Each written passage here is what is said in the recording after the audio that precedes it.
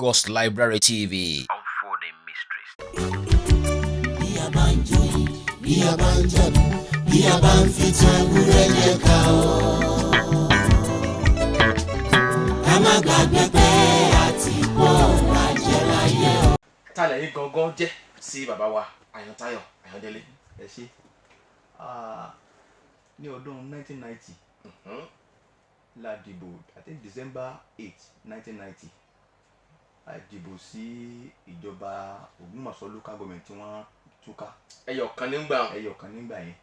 so ó dẹ̀ ní electoral wards 16 wards ló ní so bàbá olóyè Àyàndélé àwọn ni wọ́n gbàpò tí nínú ẹgbẹ́ national NRC so ẹgbẹ́ méjì ló wà nígbà yẹn 2 party system ni NRC àti Social Democratic Party SDP àwa wà ní ẹgbẹ́ SDP so gbàtà dìbò bàbá Àyàndélé ló wọlé alága wọ́n dẹ̀ ní kánsílọ̀ 13 àwa tá a dé SDP a ní kánsílọ̀ 3 yes 13 against 13-3 ni so láti ìgbà yẹn commissioner rí then wọ́n jẹ́ olórí tí ó máa ń fi àpẹẹrẹ lélẹ̀ fún àwọn ọmọ ẹ̀yìn wọn mo rántí gbàtà ní January 1991 tá bẹ̀rẹ̀ iṣẹ́ gẹ́gẹ́ bí councillor pẹ̀lú wọn ní tí ẹ kọ́ sí ni pé wọ́n wá kó bàbá councillors pàwátá àwa mú pọnpọ́n àmú surveys àmú pickers wọ́n wá kó wa lọ síbi iwájú Methodist cathedral yẹn gàdúgà Lárúmọlé àwọn náà wọ́n tó pépé báyìí làwọn kó drains chairman kọ́ councillor bẹ́ẹ̀ mo sọ fún yín sà pẹ̀lú sọ́bìrì lọ́wọ́ àwa kó drains à ń kó gọ́tà pé olórí wọn jẹ́ olórí tó fi àpẹẹrẹ lélẹ̀ bẹ́ẹ̀ ni then wọ́n jẹ́ ẹni tó jẹ́ pé kò kì í ṣe òṣèlú ẹ̀tanú now ìgbà tá a dìbò yẹn a dìbò alága kanṣu yẹn àwa councillor NRC ní 13 SDP ní mẹ́ta tá a nígbà yẹn Abógundé ward councillor Ṣọlá Àjàgbé nígbà yẹn Jagun ward councillor Ibrahim Alagbe ni èmi Akata Alápatà Peter Ọdẹ́tómi nígbà yẹn so bá a ṣe wá wọ sẹ́tàn wọ́n wá pe gbogbo àwa councillor pàápàá 16 náà bá ní ṣẹ́mà a mọ̀ pé kí la fẹ́ mú lọ wọ́ọ̀dù wa tí wọ́n mọ̀ pé à ń sáfà àwọn èèyàn ní wọ́n bá ní gbogbo councillors o ká lọ mú side tá a máa gbé kànga sí wa o ẹnì kọ̀ọ̀kan wa a bá sọ̀míìtì site wa fún tiwa tá à ń délé àwa mẹ́tẹ̀ẹ̀ta tá a jẹ́ NRC yẹn SDP lẹ́yìn tá a jẹ́ SDP mẹ́ta yẹn ẹ mọ̀ táwọn ẹgbẹ́ NRC gbà yẹn àwọn olórí wọ́n sì change gbogbo site àwọn mẹ́ta wọ́n gbé síbẹ̀ láti rí i pé kí wọ́n lè sọ pé a represent ward wa dáadáa nígbà tá a bá rí kan mú lọ àwọn NRC mú lọ àwọn SDP ò rí mú lọ ìgbà yẹn èmi Mókè Alápatà lójú ilé Àmọ́dá bàbá tó change gbà yẹn ó ti kú ní ìsìn wọ́n change wọ́n gbé ibòmíì ti Jagun wọ́n gbé ibòmíì Tabógundé wọ́n gbé ibòmíì ǹjẹ́ mo tá a ṣe àwọn mẹ́ta wá kóra wa jọ àwa lọ bá Chief Àyàndélé ìgbà tá a wá lọ bá a ní nítorí wa mọ̀ rí nìyí kàdá tẹ́ fún wa o wọ́n ti change location yẹn o a sì rí wọ́ọ̀dù wọ o wọ́n ní kí la mú bọ̀ o ǹjẹ́ mo tá a ṣe fún wa wọ́n ní ká lọ mú sáìtì míì wá sáìtì míì bẹ́ẹ̀ ni a lè fún wa wọ́n tó wá ní àwa ni ká mú contractors tí ó ṣe wá eventually ó wá padà ṣẹlẹ̀ wípé àwa tá a jẹ́ SDP yẹn àwa ní méjì ní wọ́ọ̀dù wa lọ bẹ́ẹ̀ ni sà nínú sọ wípé wọ́n jẹ́ olóṣèlú tí kì í ṣe ẹ̀tanú he was an effective man an intelligent man highly intelligent wọ́n máa ń sábà wọ ẹ̀sìnkì white wọ́n wọ ṣòkòtò kẹ̀mbẹ̀ wọ́n wà mú sandal pọ́ sandal wọ́n ó dẹ́sẹ̀ báyìí sẹ́ńtà máa ń lọ bí iṣẹ́ báyìí tí wọ́n bá bẹ́ǹdì báyìí bí wọ́n rìn ní o bí wọ́n sáré ni ẹ̀ ní mọ̀ àwa tá a dọ́mọ ẹ̀yìn wọn tá a bá múra àníbá ọkùnrin mẹ́ta ní sà ó jẹ́ ọkùnrin takuntakun. Àyàntáyọ̀ Àyàndélé ọmọ agboolé bo ni wọ́n. ilé wọ́n jẹ́ ọmọ ilé Abọ́ ní Òṣùpá lóṣùpá ilé abọ́ lóṣùpá. ọmọlé abọ́ ni wọ́n ní Òṣùpá l'Ógbómọ̀ṣọ́ ń bí ọmọlé abọ́ lóṣùpá l'Ógbómọ̀ṣọ́. Ẹ dákun ṣé wọ́n ṣe òṣèlú dọ́jọ́ kú wọn àbí wọ́n resign kúrò ní òṣèlú. A lè sọ pé because kò síbi àkẹ́kẹ́ tí wọ́n quit politics. Ara ń sọ pé tó henceforth tó I quit politics. Àwọn ò sọ́rí tí wọ́n fi kú lọ́jọ́ yìí pé towards end àìsàn dè wọ́n mọ́lẹ̀ díẹ̀ ṣùgbọ́n kò síbi àkẹ́kẹ́ tí wọ́n quit politics tọ́lọ́jọ́ fi dé. Ìgbà wo gan bẹ̀rẹ̀ òṣèlú. 1988. 1988. Gbà iná jẹ́ alága Ògbómọ̀ṣọ́ local government. Ìbò tí wọ́n dì ń gbà yẹn zero party ni kò sẹ́gbẹ́. So 1988 to 1988 to 1989 wọ́n sì jẹ́ chairman Ògbómọ̀ṣọ́ the defunct Ògbómọ̀ṣọ́ local government. Ẹ jẹ́ kí n béèrè pé kí ni political ideology àbá Àyìntáyọ̀ Àyìndélé. Political ideology I think he believes in Waverianism. He believes ìgbà ìbàdàn aráàlú. Waverianism. He believes in the principle of live and let others live. Bẹ́ẹ̀ni báwo la ṣe máa dá fún ọmọ aráàlú. kájọlá. kémi gbáyé kẹlòmíì gbáyé. Yorùbá dẹ̀ ní bẹ́ẹ̀ Yorùbá lẹ́yẹ fíníràn ojú ọ̀rọ̀ tẹ́yẹ fò láì faragbára wọn. ìbẹ̀rẹ̀ owó inú. máa sọ àpẹẹrẹ méjì fún yín. Ìgbà kan tí mo padà di chairman bàbá bí mi so ń lé Ìbàdàn mo ní mo ń lé Ìbàdàn wọn náà fẹ́ lọ ọmọ ilé rẹ o mo sì gbé wọn ilé ẹ jẹ́ 2 flat wọ́n wò wọ́n dọ̀ wọ́n ní àkóso wọn tó gbàdúrà wọ́n náà fẹ́ gbọ́ onímọ̀ràn o nígbà ó jẹ́ flat méjì yẹn ó fi ka rẹ́ǹtì ó máa gbé ka ìka yóò tún máa mú wá fún ọ olórí mélòó ló fẹ́ kọ́ ọmọ èèyàn ó sórí láyé bẹ́ẹ̀ni ẹ̀yin tẹ̀ ń bẹ́ńgbò tẹ̀ ń gbọ́ mi ẹ̀yà akẹ́kọ̀ọ́ mo ní ìrírí kan ní Ìbàdàn òṣìṣẹ́ ọba kan ní ọwọ́ àròpọ̀ ọ̀gá òun fẹ́ràn òun ó wá fẹ́ sílé ó wá gbé ọ̀gá yẹn lọ síbẹ̀ pé ó fẹ́ sílé o wọ́n sílé tábà yìí ọ̀gá rẹ̀ wọ́ọ̀kọ̀ orí burúkú fún un. lọ gbélé ẹ. wọ́n lè kó òǹbẹ sẹ́ni ìwọ kádúró èyí báyìí ìwọ kádúró èyí báyìí Àyìntáyọ̀ Àyìndélé ṣe bẹ́ẹ̀ o. lẹ́yìn ìgbà yẹn wọ́n pè mí rí tí wọ́n bí mi jọ wọ́n ní Peter Rẹ̀mí Ọdẹ́tòmí tó bá fẹ́ ilẹ̀ ní Àbújá máa gẹ̀tẹ̀ fún ọ bóyá torí pé Ọlọ́run fẹ́ kí n ní ní o tàbí kó jẹ́ pé mi ò mọ̀ ṣé mi pé nǹkan máa yẹ kó move mi kí n pé ẹ dákun lẹ tẹ́lẹ̀ pé làmì ọ̀padà bí wọ́n rí bá. l'Àbújá. He told me tó bá fẹ́ l'Àbújá máa gẹ̀tẹ̀ fún ọ bọ̀ mi ò bí wọ́n lẹ́lẹ́ mi ì bí wọ́n rí mo mọ̀ pé bó ṣe wọ Ọlọ́run nìyẹn so ó believe nínú welfareist project Waverianism. He believed in the principle of live and let others live. Àwọn wo ni alábàáṣiṣẹ́ wọn gbà àwọn team members wọn. Àwọn team members nígbà yẹn mo lè sọ pé nígbà tá a jẹ́ councillor wọn àbí a ní àwọn gẹ́gẹ́ bíi chairman a ní àwa tá a jẹ́ councillors tá a jẹ́ mẹ́rìndínlógún àwọn SDP mẹ́ta àwọn NRC mẹ́tàlá mẹ́wàá no mẹ́tàlá 16 ní wards bẹ́ẹ̀ ni so àwa SDP jẹ́ mẹ́ta NRC jẹ́ mẹ́tàlá making 16 mẹ́rìndínlógún bẹ́ẹ̀ ni then secretary ngbà yẹn SLD secretary to the local government bàbá àgbéjèmí ni secretary ngbà yẹn bákan náà a ní àwọn supervisors nínú rẹ̀ ni a ti ní Alhaji Akata Apa Basiru ilé Akata Apa àwọn I think was supervisor for education then ẹni tó jẹ́ olórí àwọn òṣèǹgbà yẹn a máa ń pè wọ́n gbà yẹn ní director of administration DA là ń pè wọ́n ọmọ Ọ̀ṣun ni à ń pè ní àlùkò ńgbà yẹn in fact gbà tó di pé lọ Ọ̀ṣun tán tí mo já mo máa ń lọ bẹ̀wò ní Ọ̀ṣun so àwa tá a jẹ́ team gbà yẹn when he was serving as chairman táwọn wà lọ́dọ̀ àwa team gbà yẹn ni.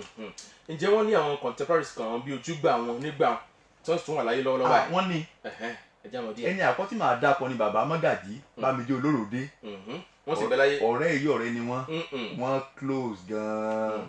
ọjọ́ tí bàbá kú tí èmi ti lọ ṣáájú nìbàdàn ìgbà tí bàbá dé báyìí bàbá Olóròdé bàbá ń sunkún bí ọmọ èké ni bàbá ń sunkún bí ọmọ èké ni bàbá olóòdé sì wà láyé lónìí n bá ń gbọ́dọ̀ máa gbọ́ mi nítorí mo ní mò ń lọ parrot o màá sọ̀rọ̀ nípa àtàndínlẹ̀ màá lè sọ̀rọ̀ nípa yín wọ́n gbọ́dọ̀ máa gbọ́ mi báyìí so a ní Bámijí bàbá Mágàjí Bámijí Olóròdé a ní bàbá Chief Mọ́gbàgbé Ọlá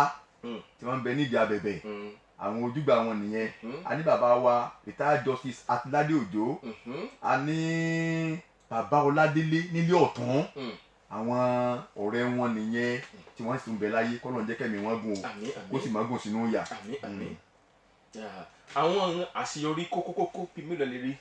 tọ́ka sínú iṣẹ́ wọn. wọ́n ṣe ọ̀pọ̀lọpọ̀ ọ̀nà roads the industrial scheme tó wà ní Arinkinkin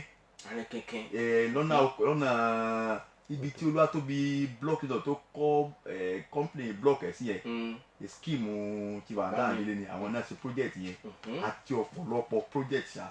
ṣé kìí ṣe pé àwọn náà ń lànà tó ń lọ sí ìsàlẹ̀ ọ̀rá owó déngbà wọn. mi ì mà ara wọn ń ṣe wọ́tà tí wọ́n gbé iṣẹ́ yẹn fún Ọlájí. mi ì lè sọ mi ì rántí mi ì lè sọ. mo tiẹ̀ dúpẹ́ pẹ̀lú bí ẹ ṣe sọ tí a ní gbé nǹkan tí ò yẹ fún ẹlòmíràn. irú àwọn project wo làwọn máa ń fẹ́ láti ṣe jù kí sì lè di ọ̀nà ní àbí. ọ̀nà bẹ́ẹ̀ ni ọ̀nà then ìgbàlígbàna àwọn aráàlú àwọn èèyàn wá bá wọn ran àwọn èèyàn lọ́wọ́ mo rántí nígbà tí mo lọ sí ibi ọjọ́ ìbí wọn tí wọ́n ń ṣe 100 ọdún so bàbá ní ká pè mí pé o gbọ́dọ̀ sọ̀rọ̀ ń bẹ o ó wá débẹ̀ àwọn kan wá dìde bíi ìsọ̀rí méjì mẹ́ta wọ́n wá ní fún Ìbàdàn pé bàbá kan kọjá lọ wọ́n lè rí pé àwọn ń ṣe project pé bàbá sì ní kí wọ́n wá já blocks àti cement fáwọn wọ́n sọ mi bá dé wọn bàtà ní kèmí náà sọ̀rọ̀ mo wá sọ ipa tí wọ́n kó ní ayé mi mo sọ ipa tí wọ́n kó nígbà tí wọ́n wà níbi iṣẹ́ NTC iléèwé lójà mo wá sọ̀rọ̀ tán mo wá jókòó bàbá wa nígbà tá a wá ń jẹ bàbá ń kí àwọn yẹn kiri bàbá bá mi bàbá ní ọ̀rẹ́bẹ̀ tó mi wọ́n wá bà mí lọ́wọ́ wọ́n ní thank you you have covered me up ilé gbàgbé lálẹ́ wọ́n ní you have covered me up mo ní daddy it is a pleasure it is a pleasure very sharp man very intelligent highly intelligent thank you Peter Odetomi you have covered me up mo ní it is a pleasure. tọ́ àdúpẹ́ ẹ tẹ́ ń gbọ́ wa nílé ìtàn bàbá wa Àyàntáyọ̀ Àyàndélé là ń gbéyẹ̀wò ẹni tó sì ń jẹ́ òpìtàn mi lọ́wọ́lọ́wọ́ báyìí ẹnìkan lára àwọn tó jẹ́ councillors fún wọn nígbà yẹn Honourable Rẹ̀mí Peter Odetomi kí ni ìbáṣepọ̀ wọn pẹ̀lú àwọn àgbààgbà lùgbà. ìbáṣepọ̀ wọn dára lè jẹ́ pé àánú ẹgbẹ́ wàhálà díẹ̀ wà nú ẹgbẹ́ mo ti gbọ́ àwọn àgbà náà ìbáṣepọ̀ ó ṣe dáadáa ìbáṣepọ̀ ṣe dáadáa bọ̀ sẹ́yìn pé kò sí ni bí ò ṣe ní sí àwọn èdè àìyedè kọ̀ọ̀kan bẹ́ẹ̀ ni èèyàn ni wá àlè èèyàn ni wá bá a ṣe pé wọ́n dáa tó yẹn sí wọn wà ní fort ni kò sẹ́ni tí ò ní fort náà wọ́n ní fort wọn náà ìgbà mìíràn wọ́n lè ké mọ́ wa a lè ti mọ̀ wá wọn tẹ́ bá ti ké wá àdàlẹ̀ so àwọn náà wọ́n ní area tí wọ́n kù sí wọ́n sì gbà nígbà tó wá jẹ́ pé area tó dáa bá ti ju àlébù lọ èèyàn ti pass nìyẹn gbogbo àná ta ló pé tán nígbà tá ìsángẹ́lì. ẹ̀dá kan jẹ́ sáré jó eléyìí mọ́ ṣé kìí ṣe wípé ọ̀dọ̀ wọn lẹ ti ṣe àwòbọ àwọn àkànṣiṣẹ́ tiyín náà torí pé ọ̀nà ni mo mọ̀ yín mọ̀ ní South Local Government. ẹ sí akẹ́kọ̀ọ́ yẹn náà lára wọn but let me tell you one thing. okay. màá sọ àṣírí kan fún yín lónìí ìgbà tí mò ń ṣe councillor ní àwa nísàlẹ̀ mo ti wo ọ̀nà Alápàtà mo ti wo ọ̀nà Ọbádàrè mo ti wo ọ̀nà ibi Ansarudeen Ìgbẹ́bọ̀ yẹn mo wo gbogbo kìíní yẹn mo ti rí n tí ó need mi ò ń ṣe engineer ni mo ti rí pé mo ti rí n tó need kò dáa tó bí construction yẹn ṣe kékeré but as councillor yóò lágbára bó ṣe wọ Ọlọ́run kan gbàgbára dé ní 1991 as chairman bá a ṣe bẹ̀rẹ̀ àwọn ọ̀nà yẹn nìyẹn mo rántí níbi odò Ọbádàrè odò yẹn máa ń gbé mọ́tò lọ mo wá pè engineer mo ní bó láṣẹ bí ó lá máa double confet ni mo ní kí n sọ̀rọ̀ confet mo wá ní it's going to be a big bridge la máa ṣe síbẹ̀ bàbá láti Awóyìndé wọ́n ń bẹ láyé lónìí àwọn bàbá wa nìyẹn àwọn tó help wa tàbí alága lásùn àwọn náà ṣe bridge yẹn mo rántí bóyá bridge yẹn bóyá 241,000 naira very solid 241 àwa ṣe gbóṣẹ́ yẹn as everything kò sẹ́ni tó mọ̀ pé sẹ́ni unfortunately àwọn ọ̀nà yẹn wá ń bàjẹ́ ń sìn kò wá látúnṣe ó wà unfortunate gan kò dẹ̀ sẹ́ni tó máa kọjá ń bẹ tínú ẹ̀ máa dùn pé èdè ń wọ̀nà tó ń bàjẹ́ báyìí èdè tó ṣe kì í sọ̀rọ̀ ẹnu ẹni tó sì rọrùn mẹ́rin tí mojú ara ẹ̀ náà ó dẹ̀ ń bàjẹ́ just maintenance ni now we did the road all the roads about 30 years ago now 30 years and they are still intact just maintenance ni wọ́n need. tó ẹ jẹ́ kí n béèrè àsìkò mi ti lọ ǹjẹ́ ìmọ̀ràn wo lẹ́yìn ní fún àwọn olóṣèlú sìn torí pé bàbá ti gbáyé wọn yẹ̀ wò ayé wọn sì ń pè mí níjà ẹ ṣe ga ìmọ̀ràn lẹ́ni fáwọn olóṣèlú mi. kí n tó lọ síbi àwọn ìmọ̀ràn tí màá ní fáwọn olóṣèlú sìn toríjọ́ ti lọ gan àwọn tí ẹ̀kọ́ sọ fún mi ẹ̀kọ́ béèrè lẹ́ẹ̀kan wípé ìdí àwọn tó tún wà lẹ́yìn wọn náà ǹjẹ́ mo ní à bẹ́ẹ̀ ni bá kú ẹni ní kú bẹ́ẹ̀ ni bẹ́ẹ̀ ni bá kú ẹni ní kú àwọn tá a tún lè rántí lónìí ní ẹ̀gbọ́n wa bàbá wa former governor Adébáyọ̀ Àlàákálà ó ń ṣe pẹ̀lú wọn gbà wọn. mo ń sọ pé ok àwọn akọni tá a lè rí bí wọn akọni tá a lè rí bí wọn iná ni ọ̀nà àkàlà bẹ́ẹ̀ ni. then lẹ́yìn yẹn atúnlẹ̀gbọ́n wa bàbá wa náà Ayọ̀ Adéṣeun he was council chairman he was in the house of rep he was senator àwọn náà kópa tí wọn tá a lè gbàgbé wọn bákan náà Alhaji Fatai Buhari senator representing Ọ̀yọ́ North Senatorial District náà akọni ni wọn òun náà ń kópa tiẹ̀ so a lè gbàgbé àwọn náà bẹ́ẹ̀ ni Alhaja Mulikat Akande Adéọlá obìnrin rere àwọn náà kópa tiwọn yes tó yẹ pé ìtàn yẹn wá ti kọ́ l'Ògbómọ̀ṣọ́ tá a lè gbàgbé ok Honorable Ṣẹ́gun Ọdẹ́bùnmi he was council chairman ó ṣe rep lẹ́ẹ̀kẹta sí òun náà kópa tiẹ̀ tá a lè gbàgbé so ìmọ̀ràn mi fáwọn tí ó ń ṣe lọ́wọ́ sí ni wípé kò sí ntí ètàn o kò sí ntí ètàn títàn léegun ọdún bọ́fàlà sí ń dì kò sí ntí ètàn so nítorí bá fẹ́ ká sọ nípa wọn ní kí wọ́n ṣe orí ìwé pàtúyà kan ó yóò ní ohun tá a bá ṣe láàfin rántí wọn ohun la máa fi rántí wọn ohun tá a bá ṣe láàfin rántí wọn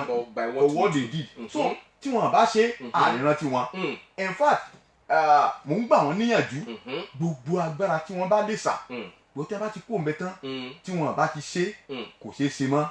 mo lè sọ fún yín rò pé lágbà Ọlọ́run àwa tá a jẹ́ ọmọ Àtàyà Àndélé àǹtí plan bá a ṣe máa kọ biography chief Àtàyà Àndélé in fact former governor Àlàákálà will have a chapter maybe the topic we will give him ni pé chief Àtàyà Àndélé in the house of Ọ̀túnba Adébáyọ̀ Àlàákálà ẹlòmíì tó tún máa fún Bámidé Olóròdé àwọn náà kọ nǹkan nípa wọn èmi gángan I have a chapter the children will have their own ntẹ́bání then iṣẹ́ wọn as a youth tán fi lọ school gbogbo kìíní yẹn everything la máa kó papọ̀ tó form biography yẹn lágbọ́ Ọlọ́run I will tell Governor Akala pé kán múra chapter máa fún wọn níyì báyìí Chief Àtàyà Àndélé in the eyes of Ọ̀túnba Adébáyọ̀ Àlàákálà tí Chief Àtàyà Àndélé bá ṣe àwọn nǹkan tó ṣe ẹni bí àṣeyọrí kò ní sí ta kọ lónìí gbogbo ẹni tẹ́ wà ń pò lónìí ẹ̀yà àròwò dáadáa ẹ̀yà àti dáa tó yọ̀ tán o yọ̀ tán láìpẹ́ ní bàbá tí ò ní pẹ́ láìpẹ́ ni yọ̀ tán títí tán lógún ọdún. ẹ̀yàn náà lé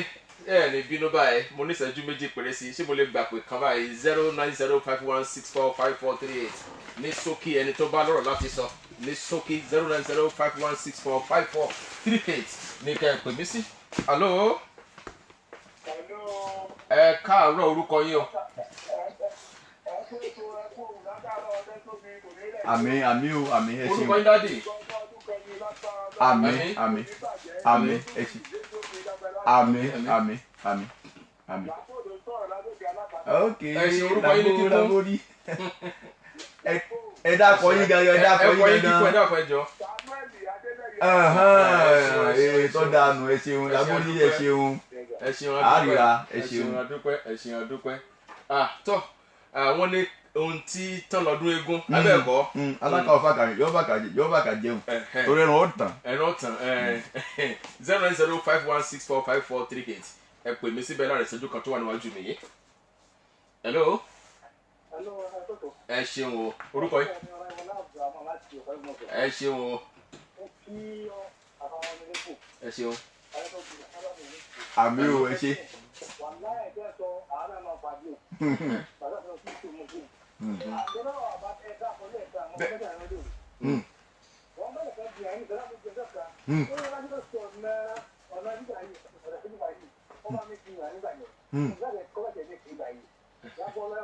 àmì